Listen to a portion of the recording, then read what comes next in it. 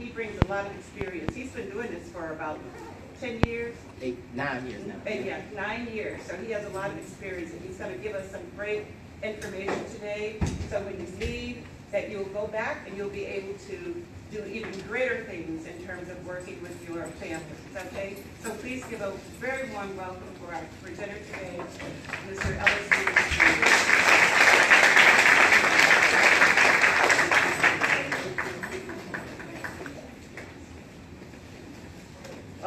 Well, good afternoon, or good morning still. Good morning, everyone. Can everyone hear me just fine? Okay, I'm going to avoid using the mic because I'm a walker and a talker, but I am extremely loud. A few disclaimers I always like to give before I present. Sometimes I can talk really fast. I apologize in advance if I'm talking too fast. Boston paperwork would throw it at me, I won't get offended at all.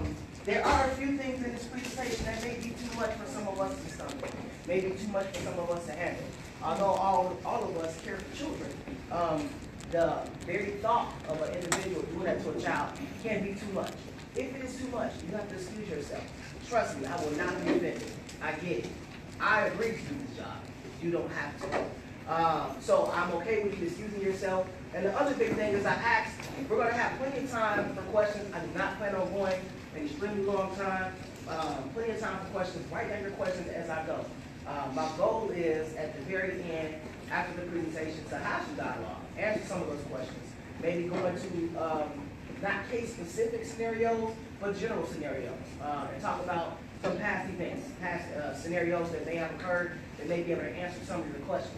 The other big thing is that any case-specific situations or cases that are currently active or are in the past closed or anything like that, I cannot discuss those. We are bound by confidentiality, and for many reasons, without knowing the details of the case, I can't generally answer. A lot of times people say, well, this didn't happen, or this didn't apply, or this was not the practice in my situation. And it very well may have not been, but there may be another factor that plays into why it was not.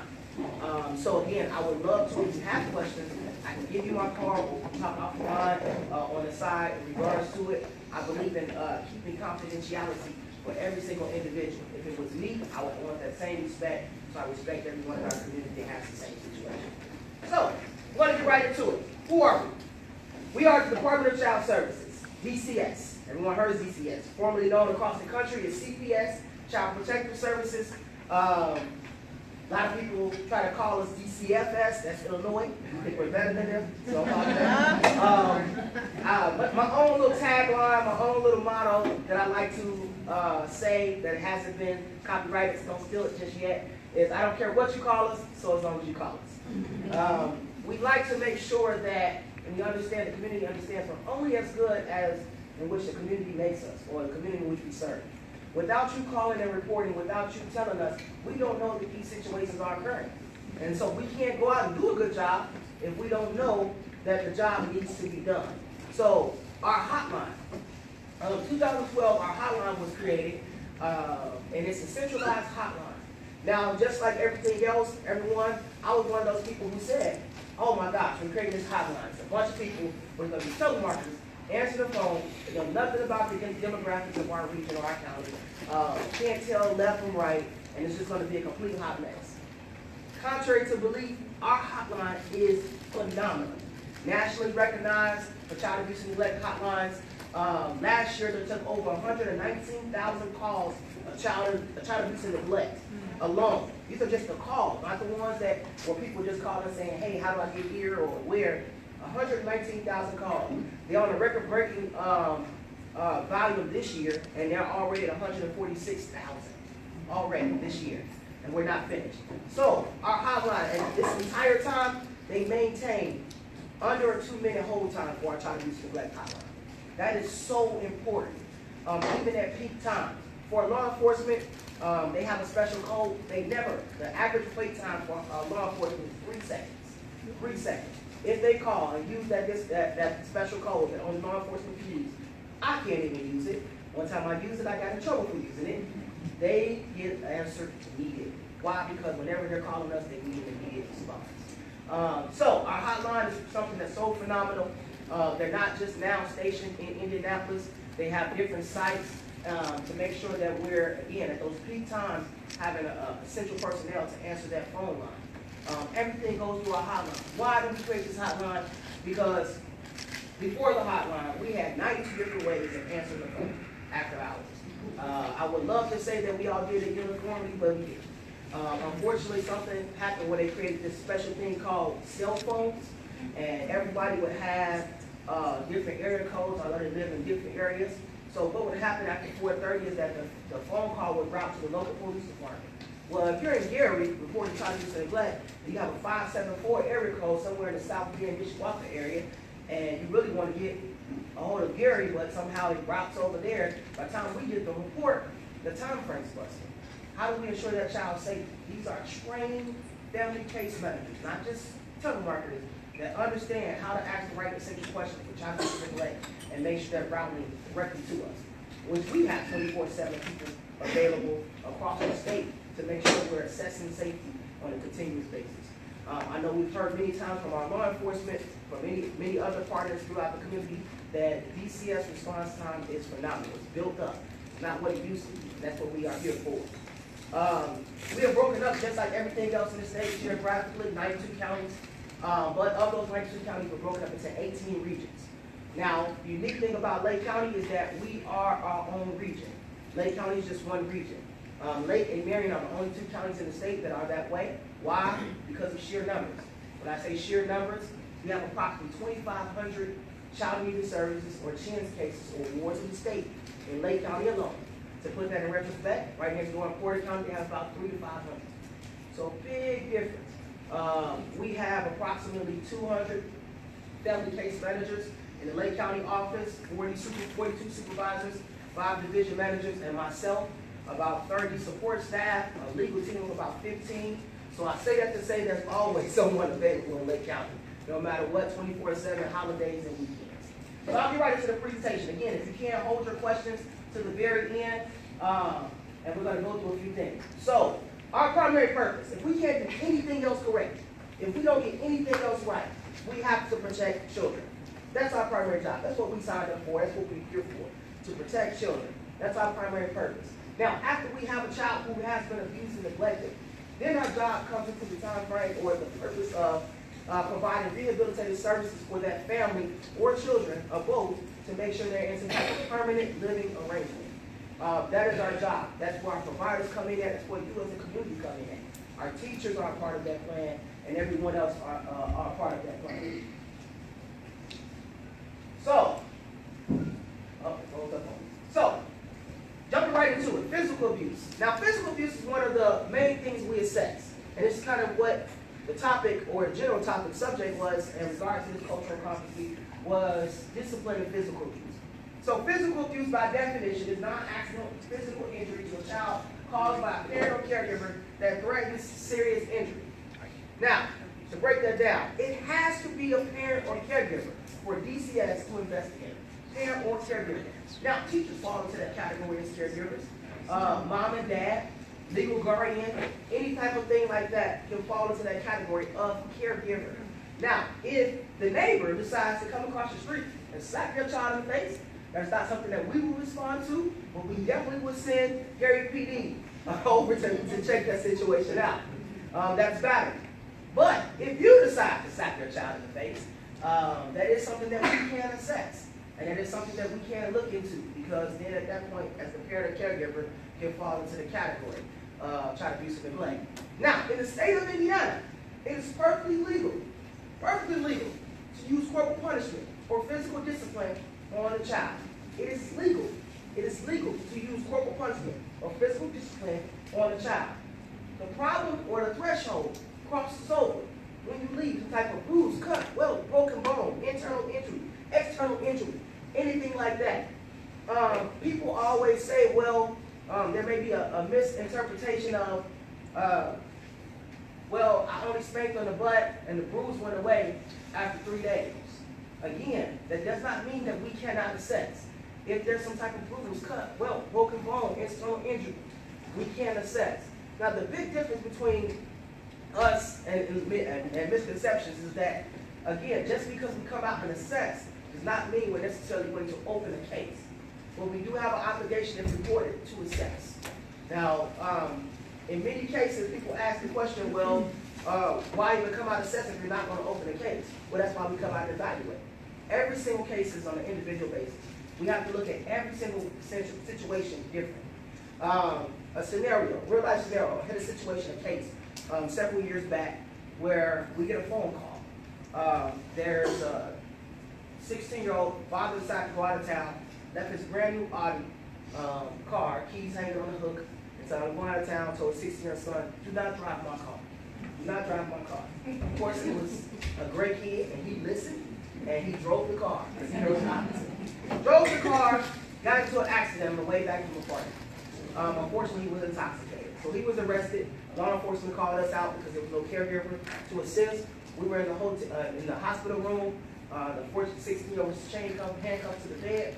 I don't know where Dad was. We got a hold on him. He got back immediately. He must have had a private jet or something. Got back to the hospital immediately, pulled the curtain back, punched the kid square in the eye. Boom! In front of us and law enforcement. Eyes swelled up instantly. I've never seen anything like that. So quick. Is that physical abuse? Yes, it is physical abuse. But in that particular situation, it was not intimate risk, and we did not have to remove that 16-year-old from their parent. We did not believe that 16-year-old was an intimate risk or danger of further abuse and neglect after evaluating the entire situation. It was a passionate moment, and we were able to intervene. Now, that doesn't mean that we did not intervene or become involved. Now, we did, but the backstory to that is that the father and mother were going through a nasty divorce. The 16-year-old was blaming the father for the situation, and basically started to abuse drugs and alcohol because of it. Fighting uncontrolled, he was having problems with all type of things and school.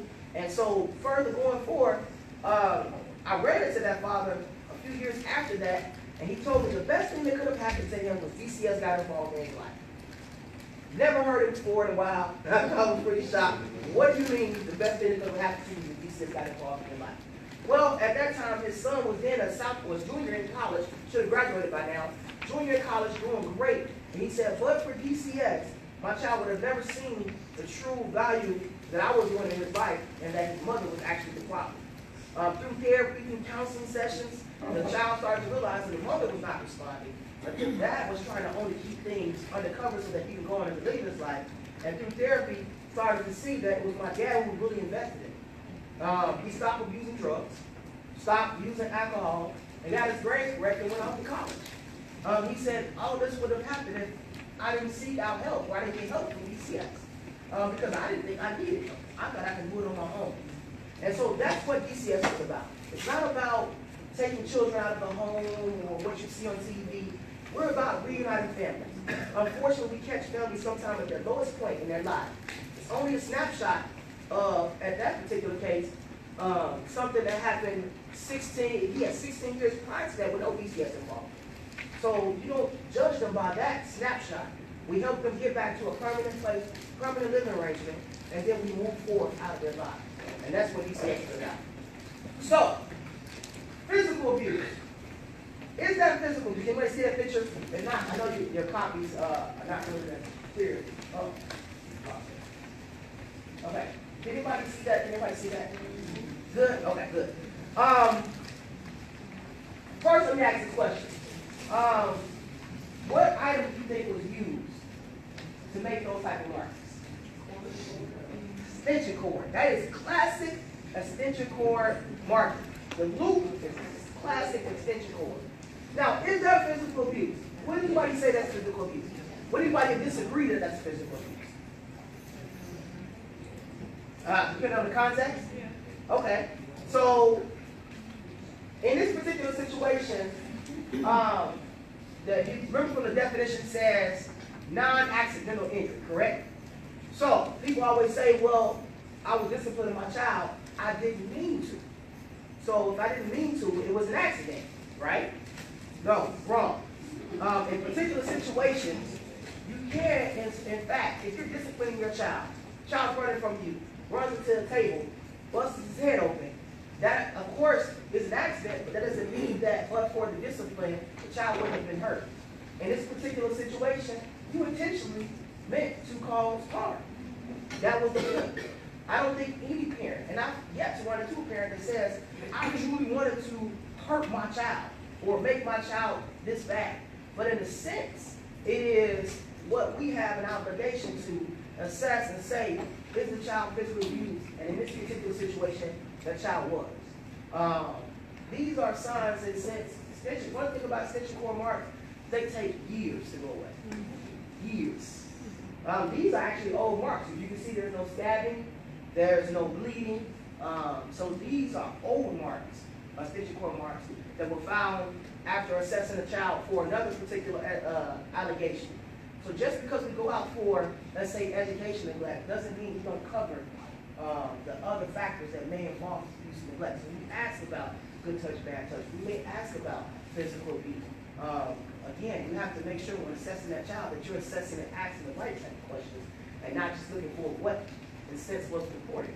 We can't assume that there's nothing else going on in the home just because we're out there for one particular situation. So in this particular situation, it is physical abuse. There's so many other methods or options for discipline when it comes to children. And that's what the Indiana Parenting Institute kind of teaches, some of those different aspects of ways to discipline children. In this particular situation, the child was unfortunately autistic. And really the focus here, or the frustration here, was a parent not understanding how to deal with a child that has those type of behaviors.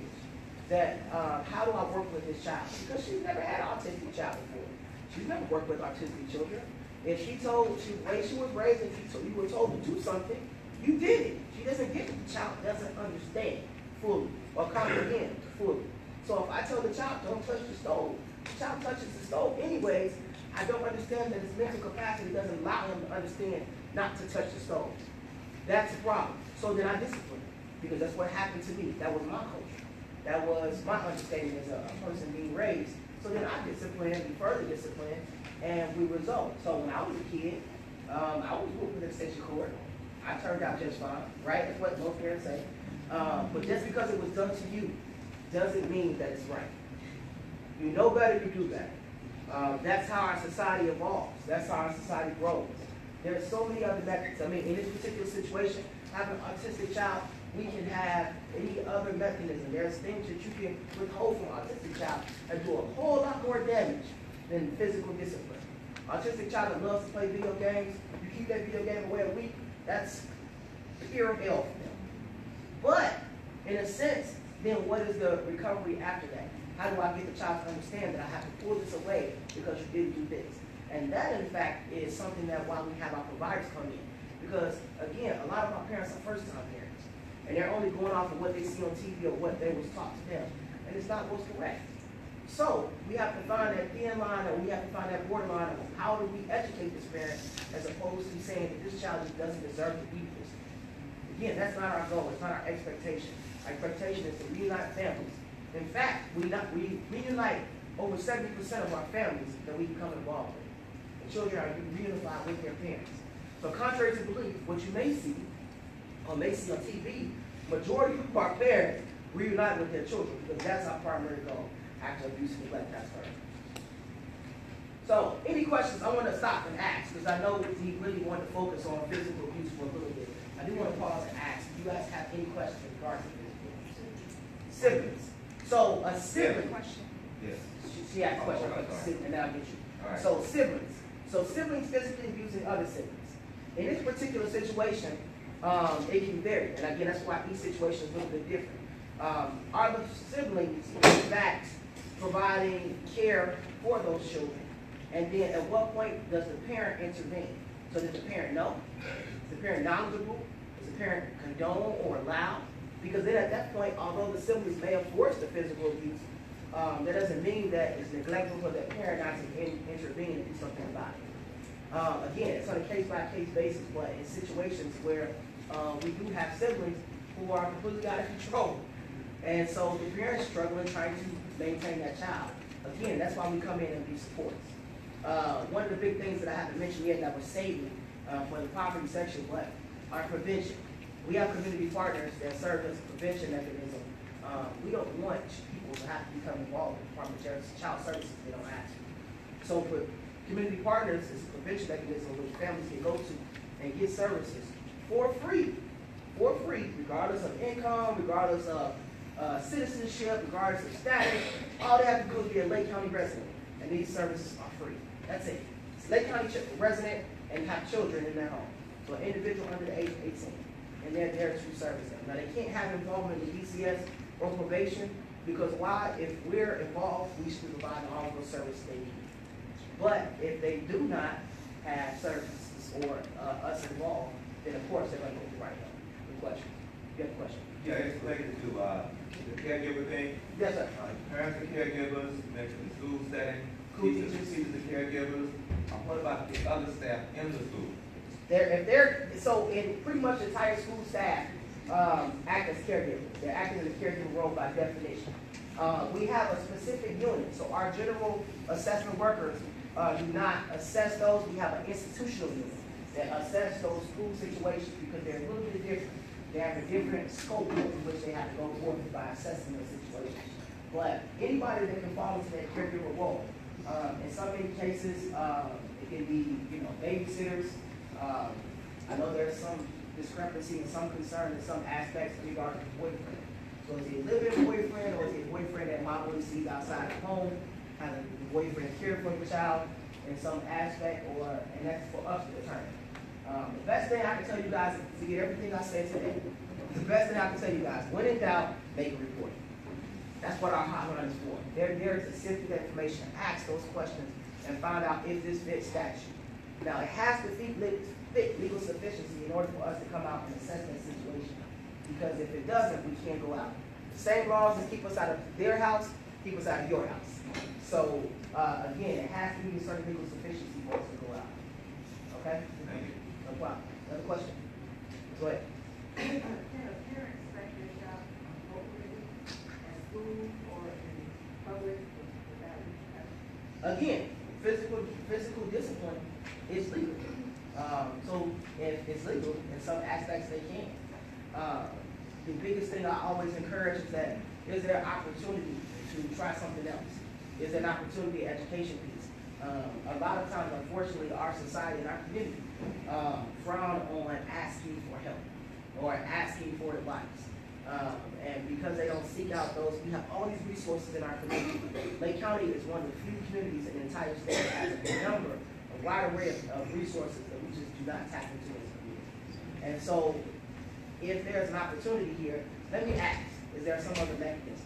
Because sometimes you'll find out, a lot of cases, physical discipline is just not getting to it. It's not working. In many cases, children say, well, I just get a whooping, I'll get spanked today, and then I'll be able to go outside and play an hour. And that doesn't get it. That's not solving the problem. Because tomorrow they do it again. Tomorrow they're bad at school. So to answer your question, yes, there should be, because legally it's appropriate or it's allowed. But in some cases, it can fall into a category where you never know when it's going to leave a mark, or when it's going to leave a buck, or what's going to happen in regards to that situation that will fall into the category where we do have to come out and assess that situation.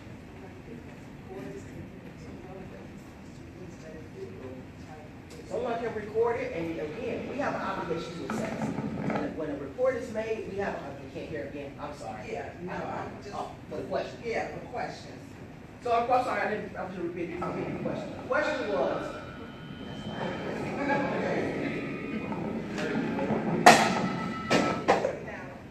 the question was, can you appropriately spank your child? And to be honest, yes, you can. I can't give you a step-by-step, and I won't give you a step-by-step instruction guide on how to physically discipline your child appropriately. Because what can happen is that my hand may be a little bit softer than Dr. Mitchell's hand. And Dr. Mitchell hits a little bit harder because he's been in the gym. And when he decides to hit his child, it leaves a mark. But when I hit my child, it doesn't.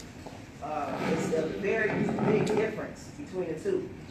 So all I can say in short answer, I know it leaves very broad and gray areas, but that's our job, and that's the state, is that you can, but in some cases where it can go too far, we can't be obligated to come out and assess. Okay, but if a parent comes to school and disciplines his or her child, physically, the child is injured, is there dual liability between the school and the parent for that? For reporting, is what it requires. No. You're asking, is the school liable because the child, The injured is dead. And again, it's a case-by-case basis, depends on the situation. But how far things went, what occurred, what the school know, was aware of. Because if you're not aware of what's going on when the mom goes and talks to her child in front of the school, you have no camera, how can you hold the school Same kind accountable? of building. But in the building, it can be. I can say it can. I can't say it will. I won't make that promise. The good thing I like, and the thing I assure my staff does, is you don't base any other case off another case. Every situation is completely different, There may be. but it can be. Yes. Good questions, good questions. Currently, I have the case with the prosecutor's office, it's been sitting there for a short while now, in reference to a school that did administer discipline. And, prosecutor's office right now advising me that there's been some recent, Supreme Court rulings that they're checking into, to see whether they can actually proceed with prosecuting in regards to the 19 law. We are aware of the recent Supreme Court. So what Sergeant Cornwell said is, still Sergeant, right? Okay, so Sergeant Cornwell mentioned was that there's a case pending right now, and the only reason it hasn't gone forward is because there was some recent Supreme Court rulings on whether that can constitute or be charged for physical abuse. We are aware of those. Right now, practice is where it stands. The difference between us and law enforcement is that we have a different level of evidence that we have to prove. For law enforcement, beyond reasonable doubt. So 99% sure that this incident occurred is what they have to prove. For us on our side, it's a preponderance of the evidence. So more than likely than not, or 51%, that abuse or neglect has occurred is what we have to prove. And so the Supreme Court ruling that he's referencing is something that is right now being evaluated. But in a situation for us, again, that burden is a little bit different. And that's why we have a system. DCS is not the end-all be-all. We still have to answer to a judge. There's still a constant court-appointed special advocate that comes in and also serves as a party and advocate for the children that make sure that we're doing the best job that we can. That's why this system is a part of it. Again, our practice is that we're going to err on the side of safety of children. And if so, the judge has the obligation to make sure that we're not overstepping that boundary. So in any particular situation, my answer is when in doubt, make a report, let us come out and be that factor that makes that determination. Again, our job is to provide rehabilitative services when abuse and neglect has occurred. If it doesn't warrant for us to terminate rights or remove that child, then we have no obligation to. We have no reason to. And Judge Stefaniak, who's our juvenile judge in Lake County, doesn't want us to. He's going to ensure that. But at the same time, if it does, then we all have an obligation as a community to make sure it does. Good question. Good question. Any more questions about physical abuse? Does DCS come and speak with the child at school, speak to the level of severity of the situation, or is that a matter of conversation? So, the question was, does DCS come and talk to the child at school, speak to the level of severity in regards to a situation, or is that just a matter of opportunity? So, it's based on best practice. The law allows what's called exigent circumstances. When exigent circumstances exist, we do not have to gain permission or authorization from a parent or legal guardian to interview their child. So, if we believe that child would be at risk or danger, if we gain permission to interview that child before, we do not have to give permission, we can interview that child without permission of the parent. The law allows that. In many situations, DCS will go to the school and interview that child. Why? Because it becomes a matter of unbiased, very clear and concise investigation and assessment of that child. If I go and interview that child at the school, then the school is where that child feels the most comfortable at. School is a neutral location from that parent if there was a situation where it occurred in the home or by the parent, then they feel more comfortable in the situation. That's where they feel safe. They're more inclined to talk just based on practice and history with the case and experience. So we will go interview that child. However, if there's no exigent circumstances that exist, we have every obligation to get permission from their parent or guardian. For example, if the allegation is the relative sexually abused this child 3 years ago, and the child just disclosed that information, we have no reason to believe mom or dad didn't know or couldn't do anything about that situation. So why would we not get their permission to interview that child? And legally, we have to. And breaking that, trust me, will get us in big trouble. So we don't. We do not. We ask that permission of that parent. You have a question? Can you give an example of exigent circumstances? Exigent circumstances can be, again, where the parent or caregiver is the alleged perpetrator, so the allegation is that maybe mom or dad is sexually abused the child. Allegations are dad touches the child at night. Dad resides in the home with mom, and the child states that mom knew but told us that we're not going to talk about business outside the home. Well, at that point, we have every belief that that child is in fact in danger if that child returns to the home, or if we gain permission, the parent can refuse, and then we're not able to see that child, and then that child's coach, the next chance we get to interview that child will be very convoluted, messed up investigation. We just can't get to the bottom of it, and it makes it very cloudy and difficult for us and law enforcement. Everything we do, we partner with law enforcement. Everything we do, law enforcement is aware of. Everything, every investigation, any type of substantiation, we turn over to the prosecutor's office, because again, we're not arresting anybody, we're not charging anybody. That's for our buddies at law enforcement. They make sure that those things are occurring. In many of those severe situations, we partner with our FAPS and our forensic interview, our special victims unit, special victim, I got it right. I got it right. Special victims unit to do forensic interviews by law enforcement to make sure that we're covering that aspect. And that's what they're there for. They're trained individuals. Not that our case manager are not, because some of them are trained to do forensic interviews. However, why not rely in the partnership with law enforcement who's been doing it for 30 years? 20 years. I was off by a decade. So 20 years, but all the bad cases happening. So 20 years allowed for them to make that investigation. Good questions. I have a question regarding like sexual behavior. Like, let's say there's a young child that's... So before we go into sexual, we have to go into that in a second. Okay. Any more questions about physical abuse? Physical abuse. Okay. So I'm going to neglect, and I promise to come back to sexual abuse. Any questions? If I don't, remind me. Okay. So neglect. Neglect is one of our broadest terms.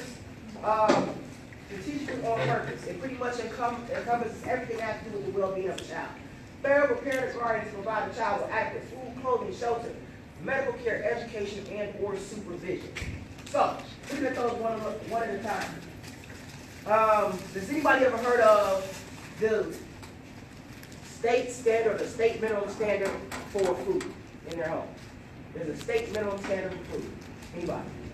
Good. I had to ask because sometimes I've done these presentations and people have said that, oh, well, the state minimum standard is you have a bag of beans and a box of cereal and some local bread, and then you guys got the milk, you're good. Absolutely not. If you go into a situation and there's a minimum amount of food, then I encourage you guys to report. Why? Because my experience has been, those are just the tip of the iceberg, or the icing on the cake, to get us in the door and find this wide range of issues going on in that home. They get food stamps, and unfortunately, the mother's selling the food stamps because she's abusing drugs. And it's just health going on in the home, so the children don't eat because they're afraid that mom may lose it. There's domestic violence going on, and because dad controls the family by making sure they don't eat some days, so they know that he's taking care of. These are situations where the initial call when we got was, well, it was minimum food in the home. Now, I say this is the really big thing in regards to neglect. 28.9% of the children in Lake County live below the poverty line. 28.9%. For our northern half of the county, some of those numbers are greater than 50%. The last statistic I looked at is that over 50% of our children in the northern half of the county, and some of the northern half cities of the county, are on the free reduced lunch program. Why? I don't know poverty, but nonetheless, I don't want to mistake poverty for neglect or neglect for poverty. That's not our goal. We're not trying to mistake neglect for poverty and poverty for neglect. If it's a matter of needs, this is where community partnering comes in at and our prevention dollars come in at, and it says, if we can help a family and we can be around a family, support a family, we will. If a family, the only thing that's going on is that they have an issue with food, and it's just a matter of budgeting because I only get $200 in food stamps, and it doesn't last me for the whole month, then community partners can come in and show that family how to stretch out that $200 and not buy a whole bunch of junk food like waffles and cereal and try to get some things that can stretch.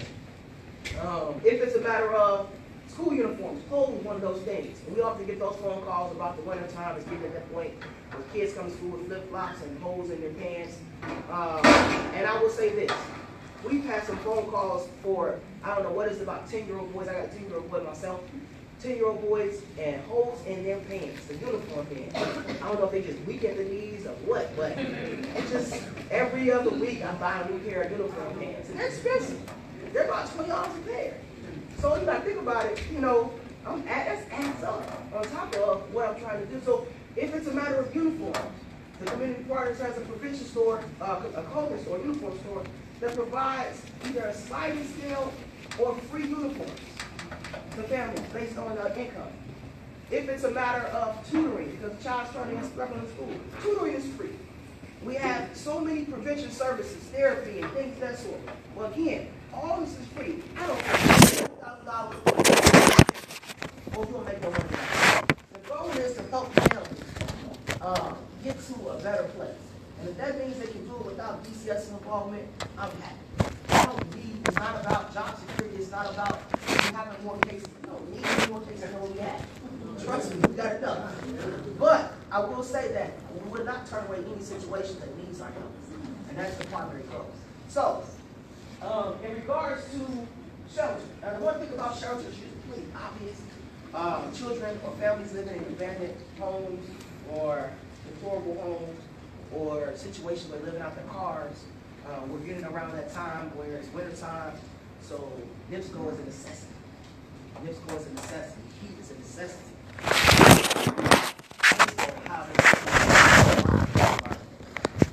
So those type of things, those type of calls regarding the shelter. Now, these are severe situations. It is not medically neglectful, and I suppose you can get us out of this. It's not medically neglectful for a child not to receive their ADHD medication. Unfortunately, psychotropic meds are considered to be an option for parents, and it's their legal right to be able to refuse their child from receiving psychotropic meds. However, medical neglect falls in the category where the child is diabetic and does not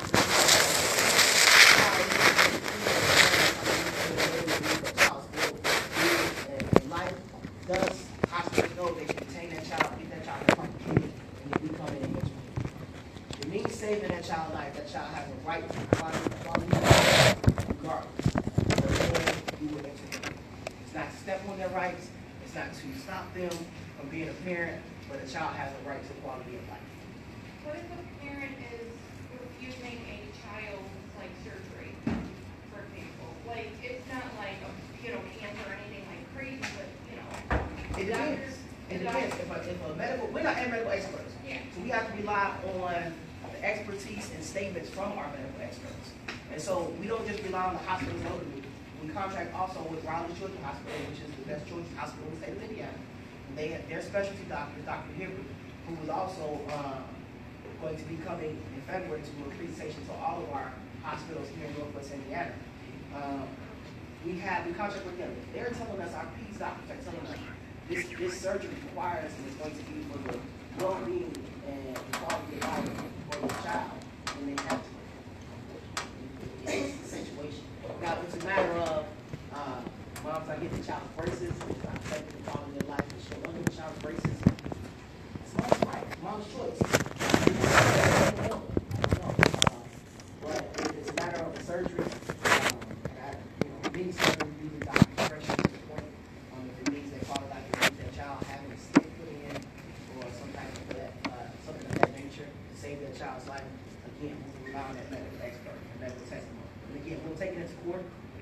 looking at that part. And again, our goal is, the first thing we have to look at is reunification case situation. I don't think any parent, sometimes they just is not knowledgeable of what not doing the surgery, not going forward with medical attention will cause for their child. And in any case, once you explain it to him, most parents, every single parent I've explained this process to, after they've reviewed it, they said, if I knew it meant saving my child's life, I would have made it 50 cents. And they go for it. So I've yet to come to a parent and say, you guys just did a terrible thing by making me do this. Any question? When you talked about the doctors giving permission or their evaluation, is that done by more than one doctor? We always get two. So, of course, initial call typically comes in from a hospital or a doctor. That doctor's always stating their obvious. And then again, we refer over to Raleigh Children's Hospital Peds. They're always on call. And so that will be the second one. In some cases, our judge, when we go into court, will say, I need a third one. And we refer to a third one. We have a great partnership. We've developed a great partnership. I speak to a lot the doctors over in Coma. So although they're over in Illinois, they have a child protection team that I rely on heavily. A lot of our children from this area, because of geographically it's closer, go over to there. So again, it's kind of hard to contradict a lot of those experts who are nationally recognized for the work they do with children. So we refer to, again, we're them. We're not medical experts. I don't ask my staff to be, and they're not, trust me, they're not doing any type of evaluations medical on any children. Does the same go for vaccination? Vaccinations. So that's a good one in regards to vaccinations. So vaccinations, in some aspects, if a doctor telling us it's a medical concern for the child not to be vaccinated, and probably I haven't run into situations. However, it can fall into the category of an education neglect type situation. If that child's not being educated because the parent refuses to go get that child vaccinated, and the school won't let that child in, or that child's not getting the type of education, that can be something that we can evaluate for education neglect. We haven't had that category or that situation in my experience just yet, but again, parents have the right to certain things. So if I don't want my child to get the flu shot, I don't know of any people or the serious medical concerns behind not getting the flu vaccination. However, there's some schools that require it. And so if you're not going to enroll that child to have that education or go through the proper training to make sure that child's being educated, then we have an obligation to look into that situation. How does religious and culture? So Indiana's one of those states. When in Rome, do as Romans. When in Indiana, be a Hoosier. Unfortunately, again, we're very culturally competent in regards to understanding people's different beliefs. However, again, that child has a right to quality of life. So if a blood transfusion means saving that child's life, the hospital has an obligation to ensure that they go forward and save that child's life. Again, that's where we bring in, the hospital bringing us and bring in the proper legal matters in regards to addressing it. But again, you'd be surprised at how many different cultures that do not believe in those type of things change their mind when it means saving my child's life. Again, I'd say that they're, trying to, they don't have great faith, when they're trying to change their beliefs, when the going gets tough. But as a child, we want to make sure that child's right. So in those situations, we can't intervene. It's a very touchy and tough one, and we take it very, very delicate, and we want to make sure we're being respectful for it in regards to it. But in the experience of when we had those situations, we didn't have to force the parent, they did it on their own. And again, we're just trying to educate that parent more so than anything, and more so that they feel like they're people who are stepping on their rights. Is there anything that addresses a parent not wanting to have a child evaluated or assessed for special needs, developmental delay, mental illness? So again, it goes to the factor of what is based on that child's need, individual need. So if that child, at some point, the parent doesn't want to have that child evaluated, then what is the plan after that? Will be our next question. Okay, so the child's not going to be evaluated by doctors. That's your right. That's your question. So then what is the plan to make sure this child thrives going forward? The child's only going to get older, needs to be educated. So how do we, I know people are scared of labeling their child, and I'm okay with that. But what can we provide to you as a resource to make sure the child has the proper tools to make it through life? And that's usually the next conversation we have with the child. Again, while we get the phone call, when we get the phone call, our staff are trained to understand our goal is to leave a parent or family back in a better place than when we found them. So at the end of the day, sometimes it's the right type of language and how you say something to a parent to help them understand what's the next step. So the doctor's office or the school may have said, well, your child is slow and needs to get help, and you need to get your child help. Well, for every parent would say, well, my child's not slow, and go into defense mode and immediately back off. So then they say, well, the child's not getting the proper help, they call DCSO. We come out, we evaluate, we talk with them, we assess the situation, and then we say, okay, what do you want? What do you need to make sure this works? Because there are some concerns with your child's education level and their understanding. How can we help? And that's a different type of conversation than saying you need to. We don't tell people you need to. Now, unfortunately, with DCS, we can make people, but again, it's the right type of language, strength-based language to make people understand that we're in this together. Our goal is to make sure you're great. You and your family are great, not to force you to do anything. Now, we do have course of intervention of the courts for when people don't want to, but at the same time, our goal is to try to work with them and share that responsibility to make sure that they're a part of that. Good question. Okay, let me go into education. This is really big for me. Education. We can assess education neglect when a child has missed 10 or more unexcused absences at any point during the school year. 10 or more unexcused absences at any point during the school year. Here in Lake County, we worked out with our prosecutor, Bernard Carter, that we're going to assess or take in on those situations where, for the children who are 12 and under, the children who are 13 and up, we're going to refer to the prosecutor's office for truancy. Because at one point, they get old enough, when they start feeling themselves, and you walk them in one door and they walk out the next one. So you don't want to necessarily blame a parent for that child's behavior in that situation.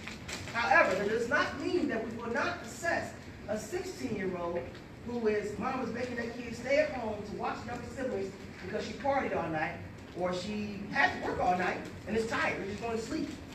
That is a situation we can't assess. So 10 or more unexcused absences. The thing is that we have a lot of families, or not say a lot of families, a number of families that have what the situation is called homeschooling. And they say, I'm homeschooling my child. And the laws in Indiana are very open and lenient in regards to homeschooling. So when you're homeschooling, you do not have to register your homeschooling program with the Department of Education. You do not have to have a curriculum. All you have to have is an attendance sheet. And I would expect that if you are, in fact, homeschooling your child, you see your child every day. But nonetheless, the laws, and there are a lot of individuals throughout the state of Indiana who do a phenomenal job homeschooling their child. Some better than our school systems. But I can say this, in my experience, I've only ran into one case where homeschooling was deemed appropriate. Again, when in doubt, make a report. If we go out and assess that situation for homeschooling, we feel that it's not appropriate. Our staff don't have a series of questions they ask in regards to homeschooling situation to make sure that child's at an appropriate level. And if it does not, we are obligated to bring those situations to the court. Okay, you said, eligibility, 10 or more days, are they consistent? They don't have to be consistent. So the big thing with Lake County, and we're unique, is that we have 19 different municipalities, 17 different school systems plus private and charter. I just want to say that we are streaming, remember, so even though we can hear Ellis, we can't hear your questions. So we'd like to be able to bring a microphone to you, so if you know you have a question, you could raise your hand so Tara can get it to you, that would be great. So the question was, in regards to your education. You need to read the question on the mic so people can hear.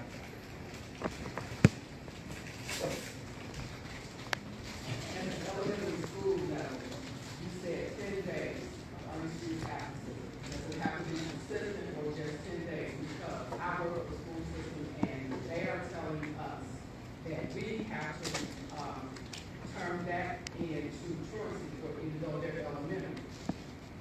So, then high school as well. So, it doesn't have to be 10 consecutive days. It's 10 unexcused absences, what the statute says. The thing about having so many different school systems is that one school system may constitute unexcused absence as mom calling the kid off, no doctor's note. But in another school system, they may say, well, if mom calls the kid off, it's excused. And unexcused is just not saying anything. So we depend on the school to tell us what is classified by your school system as an unexcused absence. And it's, again, 10 or more at any point in the school year. We have an obligation to come out and assess. There's many different factors that we look at when we're looking at education, but how is it affecting the child in school? And we rely on the teachers to tell us that information. We gather all of that documentation. Is there a reason why the child didn't miss school? Maybe there is a medical reason and the parent just did not share it with the school. Maybe there's a significant situation that occurred. We had one particular situation where a family had a death in the family. Didn't really want to talk about it. Had to go and bury their loved one, and they had to go out of town to Alabama. Well, she spent time after planning the funeral and having the funeral, and a few days after the funeral, he had missed about 2 weeks. This same thing was the school, just, was trying to, that was probably the last thing on that mother's mind. We have to take all those situations into account when we're assessing those particular situations. Is it the mother or father purposely leaving this child or pulling this child out of school or keeping this child home without a really just cause, or is there a just cause behind that situation? And then two, how does it affect that child? And referring to truancy, again, your school policy is left up to your superintendent. I can say this, and when I talk about mandatory reporting, we are all mandatory reporters in regards to child abuse and neglect. I will tell you, the statute says 10 or more unexcused absences we can assess. So you're saying that we actually have to 10 or more absences referred to you all, or whether 10 or more unexcused absences are constituted that we can assess for education.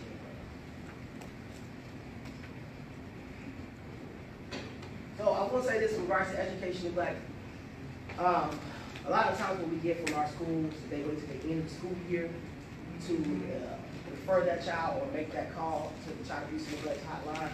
Again, we're not refusing any call. You have an obligation to report. However, the sooner the better we can address that situation. Let's say, for instance, we do get involved for education neglect at the end of the school year, because it was, in fact, education neglect. It's hard to remedy the situation of education neglect when a child's about to be out of school for the next 2.5 months. How do we address that underlying need or that issue of education neglect when we can't even evaluate that child over the summer period? And some schools don't have summer programs. So then we can provide tutoring, but what is the child being tutored for? So again, that puts the agency or the state in a predicament of how do we help move this family along to no longer be involved and carry on their own when we have nothing to specifically address over a period of time. Make sense? So the sooner the better that we got find out about the situation. The sooner the better. Good question. Last, I'm sorry, go ahead. So you said that if they decide to homeschool, they just Yeah, they decide to homeschool. Thank you. So you said if they decide to homeschool, they have to have a pivot sheet. How do you get that? We have to prepare for it. So if someone makes a phone call and says, these children are not being educated, mom says she's homeschooling, but we don't think they're being homeschooled, it's assigned to us for an assessment. We go out and assess the situation. Again, we're asking all these essential questions. What is going on with this attendance sheet? Tell us about the curriculum. Again, they don't have to have a curriculum, but we have an obligation to ask about it as an agency. We look into where's the child at. If you have a 10-year-old, he in basic addition, and there's a concern for that child's ability to be properly educated. And then we have an obligation to bring those facts that we've gathered before the court and address it to the court. And the court can either rule and say that we do not have probable cause to take it as a case, or they can say we do, carry the case on, and then that parent has an obligation to then educate that child, whichever way the court deems necessary at that point. Good question. Wait, I'm sorry, she's right back there. Is it still a rule in the state of Indiana that children do not have to be enrolled in the school until the age of 7? Right now, first grade is the mandatory grade for education. Kindergarten was, I believe, being passed, and then I believe there's some talks in regards to preschool. Right now, as it looks in the situation, once the child is enrolled, we have every obligation to make sure education neglect is not a factor in that child. So if that child is enrolled in the kindergarten program and education neglect falls in the category, we do have an obligation to assess.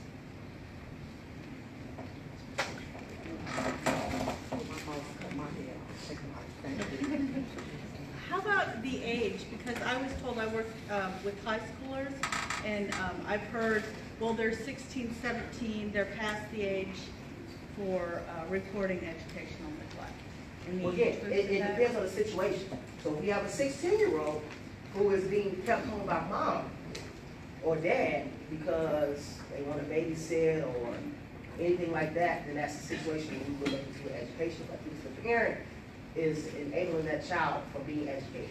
However, if the 16 and 17-year-old are staying at home just being defiant, not listening to the parent, who thinks that's what parents try everything they can, that will be a truancy situation. The biggest thing was our schools, we encourage our schools to do is engage those families. Find out why. You can ask the question. You're a school.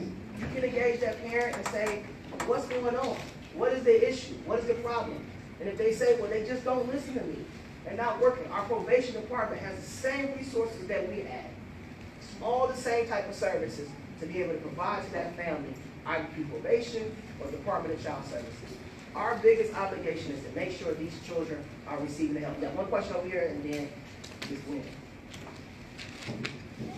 I just needed some clarification, because I thought in the state of Indiana, a child at the age of 16 can drop out of school if they so choose to do so. But if they don't follow the proper that's not paperwork, truancy. it's if they don't follow the proper paperwork. Because if they withdraw from school, the parent withdraws them from school and is homeschooling, or they drop out, then it's not education, but there's nothing for the school to report. But you can't just not decide to go and today and just don't go back again and never follow that proper paperwork. School has an obligation to make sure that they're answering for that child.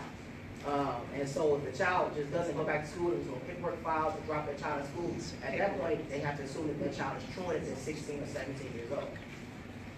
Thank A you. good question. She had 1 minute to go this way, because I know she's really running.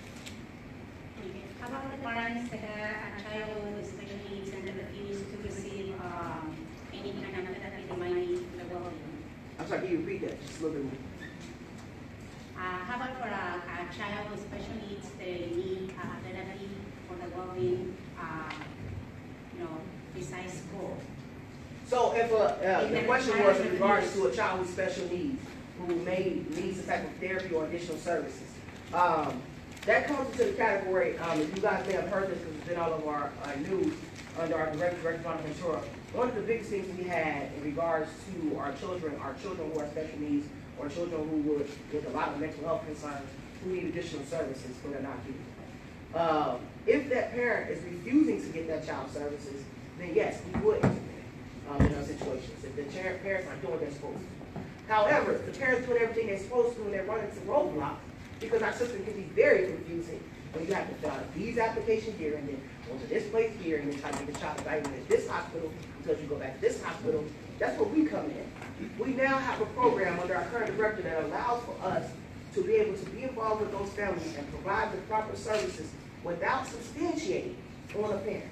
So we're not blaming that parent, but we're helping that family. And that's new since our current administration, Director Ventura came along. She said that at the end of the day, we have an obligation to help children, and that's what we're about. So if it means helping that family, let's do it. What is your name on your program? Basically, it just falls to the category of what's considered to be a chance one unsub. However, we also have a chance one unsub. So basically, you just, again, contact BCS. When in doubt, contact BCS. Nothing else, we also have now a prevention program to that, which is called the Community Mental Health Initiative, CMHI, Community Mental Health Initiative. And that program is also right now completely preventative. All they have to do is call. They'll come out and evaluate. We have one of our 2 community mental health centers, either Edgewater or Regional Mental Health, that will come out and evaluate that child based on those mental health concerns and make sure that child gets the proper services. They'll put wraparound services in the home if we have to, intensive wraparound services in the home, or in extreme situations, provide that child with residential facility to make sure you try to scale those behaviors to a point where the child can't be maintained. What's the name of that again? Community Mental Health Initiative, CMHI. And again, I know all these acronyms and statements can all be crazy. That's what our hotline is for. It is literally just a centralized base. When in doubt, you call that hotline or call my office. At the end of your packet is my number. If you call that office anytime during the business days, there's always someone there to answer that phone. They'll be able to point you in the right direction and make sure you get the right resource. And if you keep on following back up with it, I have no problem with it. Just because you don't have a case doesn't mean you can't help. My email address, I have it, it's at the end of your packet. I did put it, it should be at the end of your packet. On the last page. No, it's not. Well, it's Ellis.Dumas, ELLIS.DUMAS@dcs.in.gov.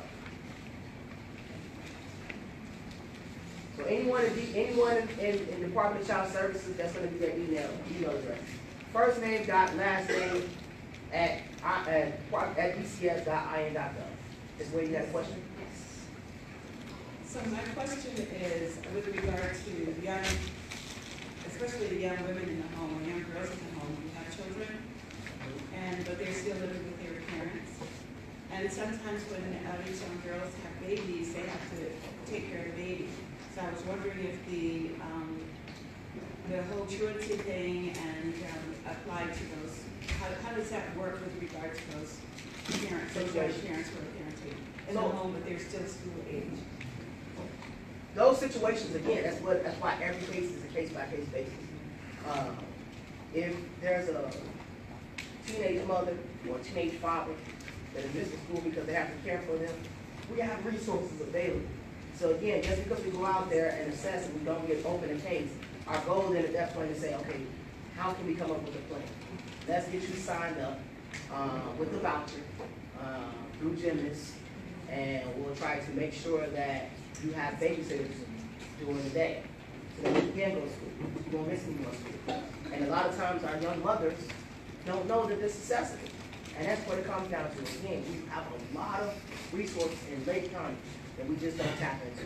I'd rather find out we have a wait list than not. You mentioned that a lot of families found upon asking for help, and they realize there's an issue in the home. Now, do they call your hotline to get a hold of these community partners that you're speaking of, or is there special something that they can go to, where would they get that information?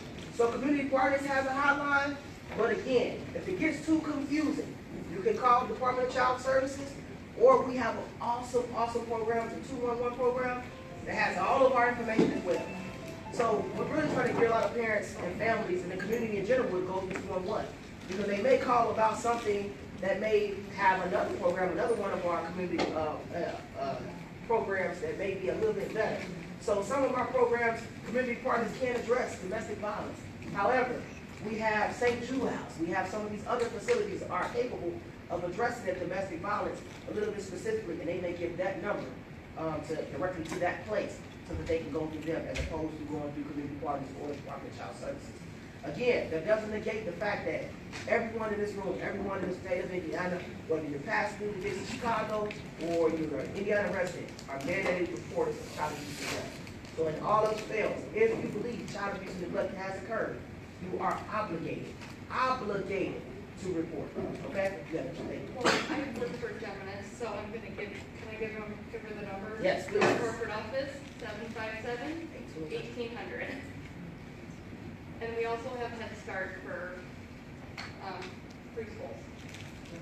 And early Head Start is center based for parents that go to school or work. So that's a good resource for teenage moms. Perfect. Thank you.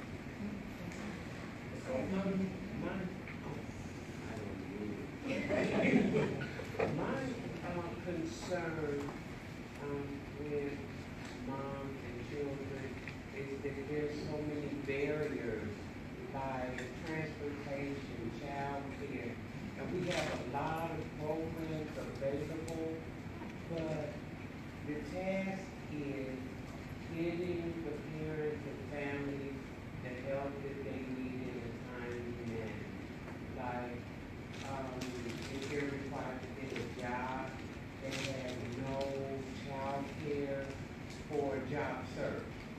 You know, if I don't have anybody watch my kid as I go to Dunkin' Donuts or somewhere because I don't have a computer, how do I fix That situation. So the biggest thing, the sooner you get them into, so what we have with the community partners, that when they go out and evaluate, or they assess the situation, they do a comprehensive evaluation.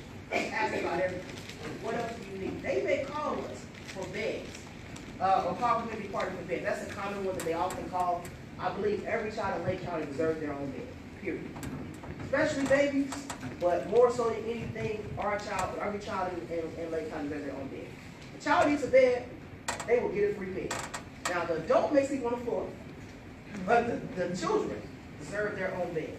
And so they may come out and say, we're only coming out here because you asked for beds. But let's ask out what else we can. Maybe something else is needed on. The sooner we can get that information, the better. Now, I will say this. Transportation is a situation we just have not resolved. We're still working our brains trying to come up with different type of ideas about transportation. Transportation is a statewide issue for our families and our communities. I don't care if you live in a rural area, urban area, transportation is just a flat issue.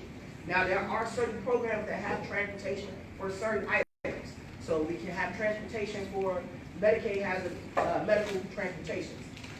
We have for Head Start or in regards to some child care programs, there is transportation for those. However, in general, transportation, mom wants to get her children and take her children with her down to City Hall because she has a meeting. Unfortunately, if you don't live within a certain area, maybe here, Delano, Crown Point, there's no public transportation. And so we run into those issues that we're always trying to solve. This is where I need you guys in the community. Every year, we hold a meeting where we invite the entire community to come out and talk about some of these problems. What can we do and what can we come up with as far as solutions or type of services to help with that. It's kind of hard to build with transportation because you can't build by hour. It may be different if they're driving from Ivy Tech to the Gary office. And so, but if they build by mile, then it's a little bit different if they're driving from Gary to Dallas. So it's very complicated, very sticky, but we're working on that situation. So transportation, honestly, we do not have an answer just yet. But our goal is to fix that.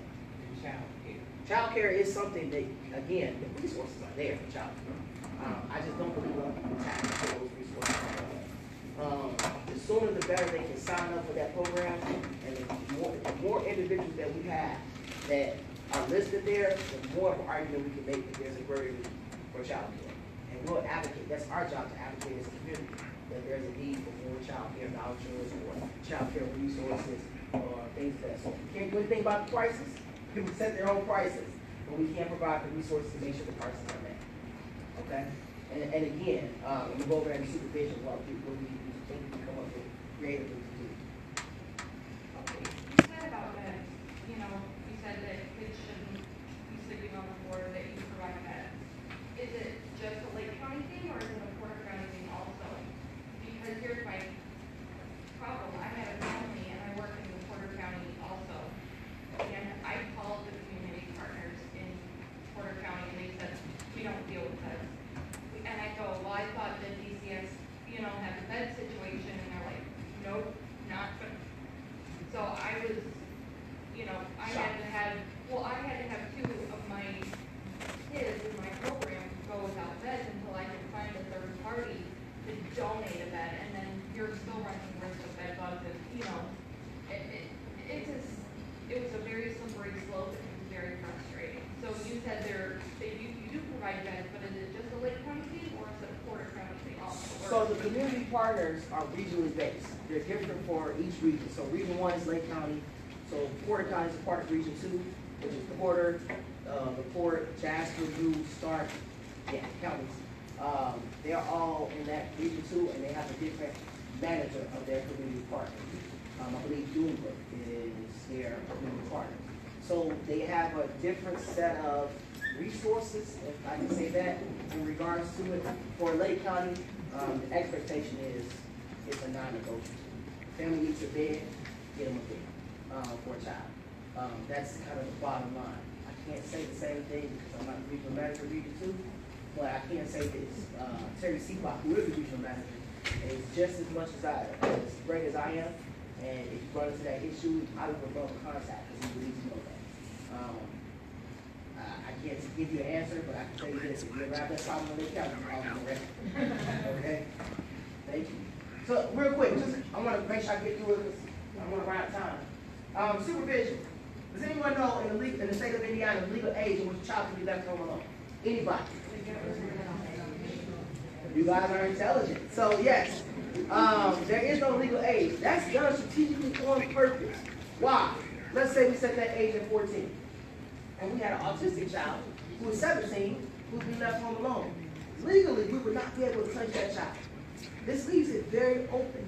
We've had children as young as 8 because we have that poverty issue. We have a lot of what we call latchkey kids be at home. Again, our job is to go out and assess and make sure that child knows all those essential factors. What to do in case of emergency? Who to call? Well, how long is the child home alone? How somebody else watching? Maybe their neighbor's watching or something like that. Are they keeping him in assembly? Do they have something to eat? Is there a phone in place? A lot of these questions that we ask, we make sure. When we have children as old as 16, we got involved with for lack of supervision. So again, it leaves that door open to make sure we have the right type of situation where if we need to be involved, we can be involved in any particular situation. Okay? So, 2 pictures here. One on the left looks like, and I know it's a little clear, but the one on the left, maybe it's just my eyes, but one on the left is, it looks like a made-up bed, a couple items, I believe they were air cleaning items, put on the bed neatly there. Picture on the right looks like it's a tub, couple of soap products right down the stage, but it's like some brown stuff around the tub, looks like some rust at the bottom of the tub that you can't see very clearly, but these are soap suds here in the tub. Which one would you say is our neglectful situation? Tub? Anybody else? Everybody agree with the tub? Pretty much agree with the tub? Sure? Okay. Complete opposite. The bed is our neglectful situation. The tub, the picture on the right, is a situation where a family resides with the slumlord. The landlord would not do anything. They would not care for this family. They would not, so the family would ask for them to clean this up or change this. The stuff around the tub is literally from built up, caked up dirt. So the children, when we got there, the children were clean, smelling good, had acted just out of the tub. You see all those brand new bottles of soap that the mother just purchased. Her means would not allow for her to pay for anything better. Just because you don't live in it, don't mean someone else can't live in it and actually thrive in that environment. We can't, again, mistake property for neglect and neglect property. Home was clean. Home smelled great. Smelled like bleach pine salt. Children were clean. Clothes were folded up, neat. Mom didn't have a dirty kitchen sink, unlike my kitchen. I mean, it was great. It was just the means in which she lived by, because all she could afford was $425 a month for rent. But that doesn't mean that the situation, now again, our goal is to always leave families in the best situation we found them. So again, we had community partners come in, help locate her housing, find her a better housing situation that was able to work with her with a sliding scale, and eventually she got on a Section 8 voucher and was able to find something that was way more appropriate for her and her children. But in that particular situation, the children did receive all that they needed. Food was, the refrigerator was full, the house was clean, children were thriving, never had a complaint from the school as far as the children getting dirty pants or anything like that. Now, the picture on the left, you say, well, how could this be neglect? How could this be neglect? This was the worst lice infestation I've ever seen in my life. Lice infestation I've ever seen in my life. The lice was so bad, they crawled up on children's skin because they didn't have air on their skin, they were children. The problem was that the mother, culturally, was against her belief to cut the little girl's hair. She had these beautiful little girls, beautiful long hair. Culturally, it was against their belief to cut their hair because they had long, beautiful hair. Lice infestation continued because they never dealt with it or treated it enough, to the point where the last option was cutting the children's hair to get rid of the lice infestation. Well, it continued, until you got to this point. And so we had to intervene. So I say that to say, one, poverty and neglect are 2 different things. And 2, be understanding that no situation is what it appears. So you walk into any situation, you never know what you're gonna find. You walk into this home and say, okay, it looks clean, looks pretty good, yeah, looks like everything's together, but the complete opposite. This was a situation where we had to intervene because the children needed help. Okay? Any questions right there? So here, 2 pictures. Neglect or poverty? Anybody? Picture on the left, picture on the right. Are these neglect? Or either one of these neglect? Or either one of this is the picture? It's got a lot of clothes, a lot of things, concrete wall. This is, I know it's a little bit dark, but this is a picture. There's a clothes, this is actually the bed, and there's clothes on top of the bed. So you're saying the one on the left is neglect, and the one on the right is poverty? Flip it. Okay. So, you guys haven't figured this out like trick people? Make you guys feel kind of out of water? They both are neglect. They both are neglect situations. Sorry to get you. But they both are neglect situations. The one on the left was as a result of just a neglectful situation. These were actually teenage children who lived in this home. They did not clean it. That was the basement area in which they slept. The rest of the home looked fine. It was just their area. Mom never went down there. But their teenagers didn't care. But it was extremely nasty. Extremely nasty. Food, old clothes, garbage, everything you could think of under there. The one on the right was a bed. The child was actually sleeping in that bed on the corner because all these are clothes. This is nothing but clothes buildup. The issue was that father had passed away. Mom slipped into a state of depression because father passed away, and the washing machine broke. Father was going to fix everything. He fixed everything. He was a good fixer. That's what he did. But she never asked anybody else to come fix the washing machine. Never got the washing machine. And they stopped washing clothes. We got this phone call because the school said that the kids come to school dirty and smelly a lot. But we tried everything. We went to the extent of even getting the kids clean clothes and then wash the clothes from the night before. But it's starting to come to it so bad where we don't know what else to do. Going to do it so long. And then they call us. This will go off. All these situations are neglected. You never know when you need to intervene. We helped mom get through that depression, and eventually she got her children back. And we were able to provide the right type of services to make sure unification occurred. Okay? So duties make a report. Every single individual in Indiana is obligated to make a report, regardless of the situation. Failure to make a report is punishable by a Class B misdemeanor. I believe it's a $1,000 fine up to 6 months in jail. Has anybody ever been charged? Yes. Has anybody been charged in Indiana? Of course. In Lake County? Yes, I will say that. We're not out to punish people or make people examples. We're out here to protect children.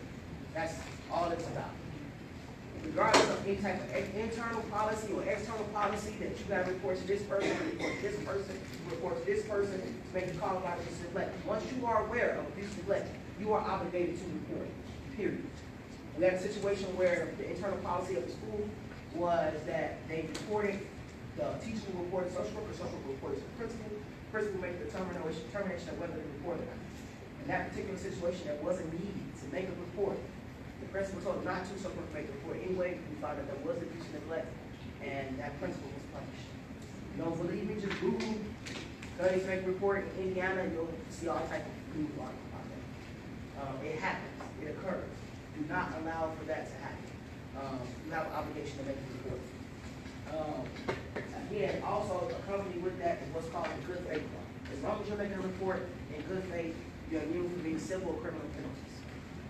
As long as you're making a report in good faith. Now again, we do protect our reporting sources. But let me say this. I will say this. People, often, especially schools, make this concern. When they told them I'm reporting, no, we never tell them we report. Our staff are extremely trained. That is, again, confidentiality is not stress. Extremely well. You don't even put it on the front of your papers. Just in case the paper has to slip out, somebody looks at it. You don't even let it go out. It stays in our system. The problem is that if you're reporting that a child has missed 13 unexcused days from school, we are required to tell the parent the allegations against them. So if we tell the parent, well, it's alleged that your child missed 10 or more unexcused absences, we'll not tell you a specific date, 10 or more unexcused absences from school. Well, it doesn't take a rocket science to figure out. Only people that would know that is the school. So if the school knows it and they report it, there's a good chance that parent's going to show up to your school upset. So I told you have 3 options. When somebody does that, you have 3 options. You can tell them, no, I didn't report it. I don't know who reported it. You can talk to the Department of Child Services about that. You can tell them, yes, I reported it. I'm a mandated reporter. And you still need to talk to the Department of Child Services in regards to that situation. Or you can just find the person next to you and walk off.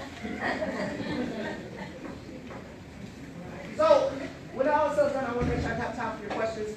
1-800-800-5556 is our hotline number. 1-800-800-5556. 24/7, always available, always willing to be there. And then my number, 881-2000. No, it's not switchboard, that's my direct line. I know it seems very generic, but I do have secretaries answering the phone every single business. Whether I'm in the office or not, someone's gonna answer that number from 8 to 4:30, period. And if you have a question or concern, call. If it's after hours and you have a situation or concern, call the hotline. There's always someone available. Whether it's Lake County, Porter County, Spark County, or anywhere in Indiana, there's always someone available to address these types of concerns. Okay? Questions? Yeah, could you, give us a little information on sexual abuse? Oh, sorry. Yes, I did. Thank you so much for reminding me. So sex abuse, I'll give you guys kind of a rule of thumb for sex abuse. Because there's a lot of statutes that were added on recently this year, especially around human trafficking. Rule of thumb for sex abuse. A child 13 and under cannot consent to sex with anyone. Cannot consent to sex with anyone. So if a 7 or 8-year-old are experimenting, playing whoopee, playing house, whatever you want to call it, then you need to make a report to the Department of Child Services. Yes. Why? Because no, we're not crazy people. No, it's our intention to label that 7 or 8-year-old a sexual perpetrator for the rest of their lives. But if that child, we have to understand that child learned that being from someone or somewhere. And we need to find that out and then provide rehabilitation services or services in general to make sure that child does not continue that same behavior and put on another child. That's our goal. That's our obligation. So 13 and under cannot consent to sex with anyone. A child 14 and 15 can have consensual sex with another child who's 14, 15, 16, and 17. 14 and 15 can have consensual sex with someone who's 14, 15, 16, 17. The problem comes in that when you have that new freshman who sees that dreamy senior and they want to take their relationship to the next level. He's 18, she's 14 or 15, that's sexual misconduct with the minors. Sexual misconduct with the minors. The legal age of consent, the state of Indiana, 16 years old. Legal age of consent, state of Indiana, 16 years old. So 16-year-old can have a 32-year-old boyfriend. Only way that does not apply when that person is in a position of authority. They have to be really creeping away to that victim terms. So positions of authority, Department of Child Services, law enforcement, teachers, principals, after school boss, any type of position, pastors, deacons, any type of position of authority. Position of authority, you have to wait till the victim turns 18. All that goes out the window when there's rape. We assess all rape for any individual under the age of 18, period. Now, again, there's a lot of statutes around child pornography, human trafficking now, and things of that sort. The best thing I can tell you, don't try to memorize those names. When in doubt, make a report. Our hotline will get that information and tell you this meets legal sufficiency for us to assign for a session, or no, it does not, as long as you give yourself, tell yourself that you're doing this. That makes sense? So you have, I'm sorry, I'm going to answer your question regarding sex abuse. Okay, so let me say this. 2 categories that we assess regarding sex abuse. Child molestation, child seduction, incest, child pornography, sexual misconduct with minor. Of those categories, which one would you say accounts for vast majority of the substantiated sex abuse cases? What did you say that again? Child molestation, child seduction, incest, child pornography, sexual misconduct with the minor. Which one of those would you say accounts for? Sexual. Incest. Incest. It's a proven statistic, proven example that children who are victims of sexual abuse know their perpetrator, and that perpetrator has access to them. Who has access to our children? Mom, dad, sister, brother, auntie, uncle, cousin, grandma, grandpa. These are the people who have access to our children. So I say it to say, when in doubt, make a report. You never know when that situation is the only time that we can save that child's life or change that child's future. So incest. I'm quite sure that our detectives over here can tell you a number of cases they have winning deaths right now for incest type situations. Okay? Human trafficking is something that's very pertinent right now. Because we're so close to Chicago, it is very big. We're slowly starting to creep into that realm of making sure human trafficking and very well may take over in regards to some things. But again, when in doubt, make a report. If we have those type of situations, we work hand in hand with law enforcement. If we get it before they do, they get it right when we get it. If they get it, they call it and say they're going to do it. So it really doesn't matter who you report, just report it, okay? You got a question, where? Go ahead. Okay, so in cases where one child may be being abused but others aren't, are they covered under the chance? Under the chance. Yeah. So it depends. Depends on the situation, depends on the individual evaluation. You have to evaluate where this child is, where the other children were in regards to that situation. Was it sex abuse? Was it physical abuse? Was it neglect? In a particular situation, those type of pictures, the homes I showed you, no child can thrive in that environment. But all of them would fall in the category of neglect. In some aspects, physical abuse doesn't. It's just one child that's getting picked on. And in some situations, sex abuse, it doesn't, because only one child was sexually abused. It depends on the home demographics, all these things that we have to look. Question. We got another couple questions up here.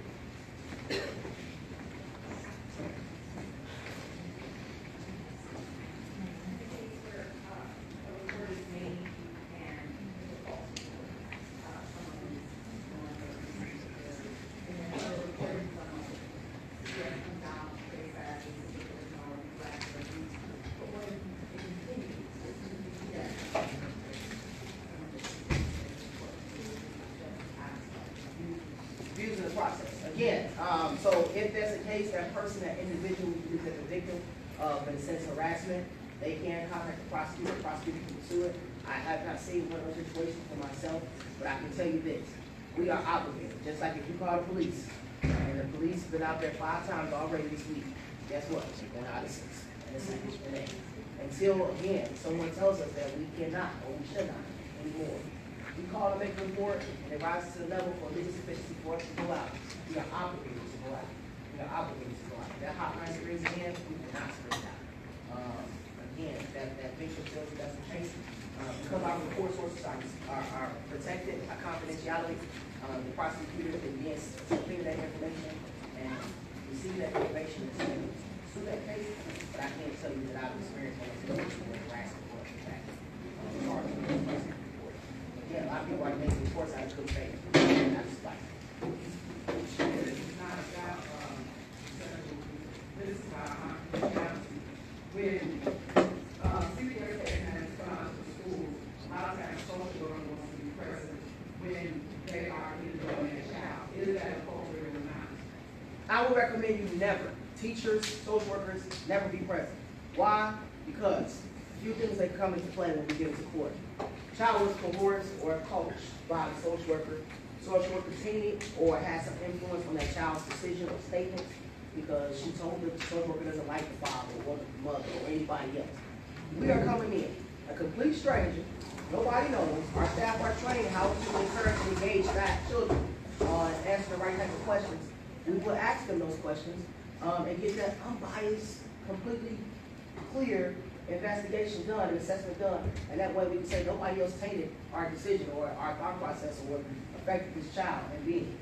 In some cases we have had workers going out by themselves, especially if it's a male case manager, we have a female victim. Where case managers will encourage the nurse or someone else to be present when they see that child maybe a bruise or something on that child. We will act just for safety for the worker as well as the child. We want to make sure, but in many cases we encourage them not to. I've been to all of our schools in Lake County at least once now, and so all of the principals agree. It also protects our parents and our social workers and things just on our schools from having to be subpoenaed in court. If we have all that information and we receive it firsthand, it's a need for yourself by second party. Okay, there is one principle that feels babies, when CPS comes out, I'm not doing. I've already spoken to them. You know, thank you so much.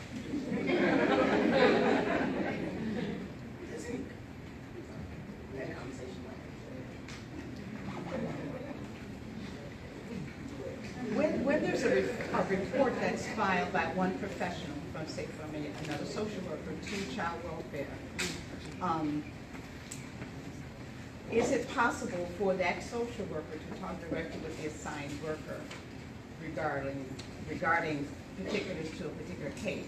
We cannot unless that child then is a point adjudicated, which gives them permission at that point to talk to schools and social workers in regards to those cases. If it's an investigation, we cannot, by confidentiality, share the details of it. Now, there are certain parties that can receive the outcome of that investigation, but many people, we cannot talk about the specifics of the case. Is that what you're asking? That's no. Okay. I'm saying that if I, as a social worker, I have a case and I suspect sexual abuse, I go to the welfare department. It is reported. Based on my personal observations, I also suspect that child abuse family does too. The professional, the one social worker is not allowed to talk to the worker once that case has been assigned, or even given the name of the case worker that's involved with the investigation. It's like from one professional to another professional. It depends. It really depends. There's a lot of confidentiality that requires us only because they're children. So we have to, one, identify that social worker as a party to the nature of the case. So if you used to be social worker for the child because the child attended that school, or if you were that child's therapist prior to, and you're no longer that child's therapist now, you can't. But if I'm not there to solicit information, I'm to give information. If you why would give one as much professional? information as you want, Okay. we'll take every time somebody wants to give information, we'll take thousands and thousands of information. You can't give us enough. We've had someone report it and it ended up being 4 or 5 pages of information.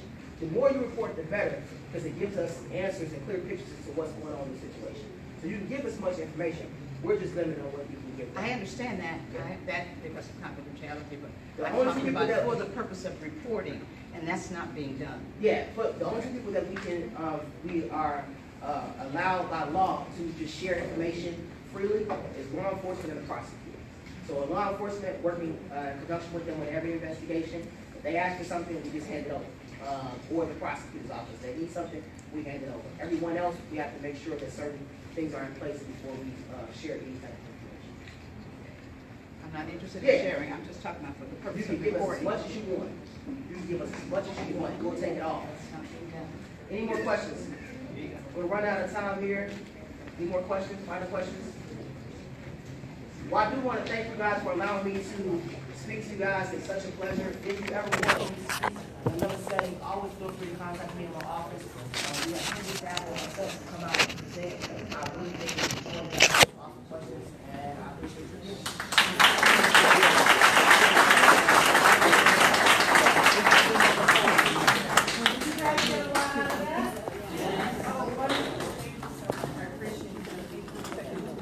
All right, so don't go yet, we have a gift.